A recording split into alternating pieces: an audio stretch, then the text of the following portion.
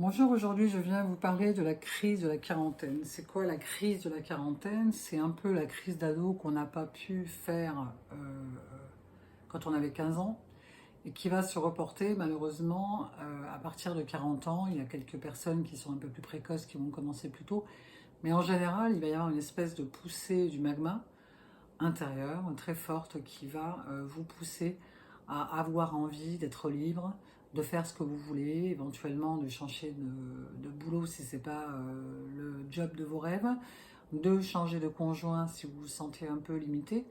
Et l'erreur est là, c'est-à-dire que en fait cette émancipation qu'on est censé faire vis-à-vis de notre mère, quand on est adolescent, on va se servir du support du conjoint pour le faire, pour s'émanciper. Et malheureusement, la plupart du temps, les gens vont quitter leur conjoint alors qu'ils sont mariés, ils ont des enfants ou pas mariés, mais en tout cas, il y a des petits au milieu.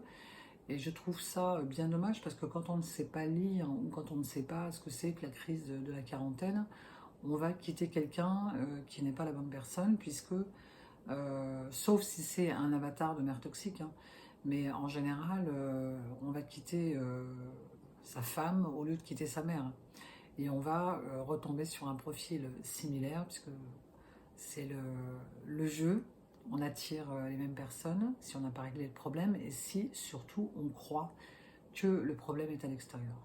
Donc avant de tout fiche en l'air, de quitter son mari, son conjoint, sa femme, sa compagne, vérifier ou aller travailler sur votre émancipation pour savoir si au niveau de l'émancipation maternelle, là, ça a été consommé. Alors comment on fait pour s'émanciper?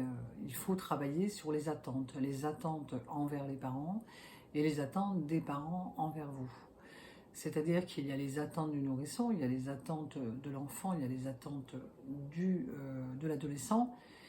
Et ce sont ces attentes-là à différentes étapes de notre évolution qui vont se matérialiser et qui vont se transposer sur le conjoint. Sauf que le conjoint, comme je l'ai dit dans la vidéo sur le couple, n'est pas celui qui nous a mis au monde et n'est pas celui qui nous a élevés. Donc ne nous trompons pas de crèmerie.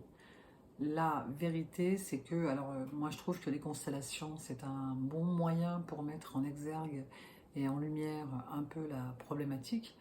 Et la vérité, c'est que la plupart du temps, quand on libère les attentes d'un adulte envers son papa et sa maman, il reste pas grand-chose. Voilà. Sauf si on a eu des parents super sympas, attentifs, aimants, etc.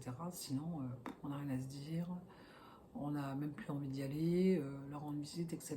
Donc, il est important, à l'approche de la quarantaine, de travailler sur l'émancipation papa-maman, mais s'il vous plaît, ne quittez pas votre conjoint précipitamment, votre conjointe.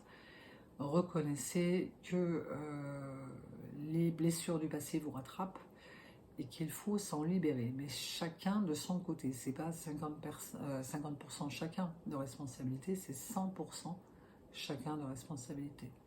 N'oubliez pas que l'autre n'existe pas, qu'il n'est que le reflet de votre intériorité, consciente et non consciente, de ce que vous êtes ou ce que vous croyez être.